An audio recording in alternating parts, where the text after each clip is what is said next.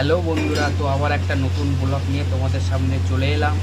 তো এখন আমরা বানাচ্ছি ভেজ চাউ।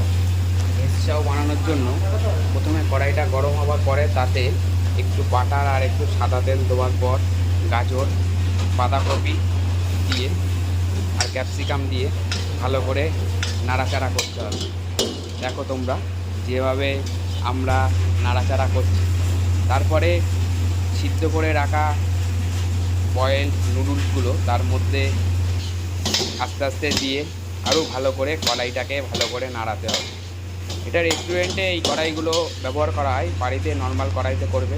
এবং তারপরে একে একে এই মশলাগুলো দিয়ে দেবে।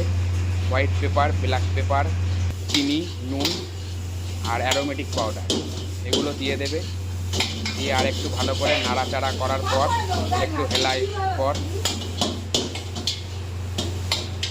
একটু ভালো করে নাড়াচাড়া করার পর তার উপরে একটু স্প্রিং অনিয়ন, এটা বাড়িতে না দিলেও চলবে।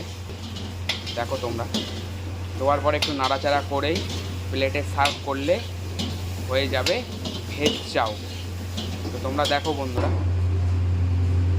ভালো লাগলে চ্যানেলটিকে অবশ্যই লাইক, কমেন্ট এবং শেয়ার করো আর সাবস্ক্রাইব করতে ভুলো না।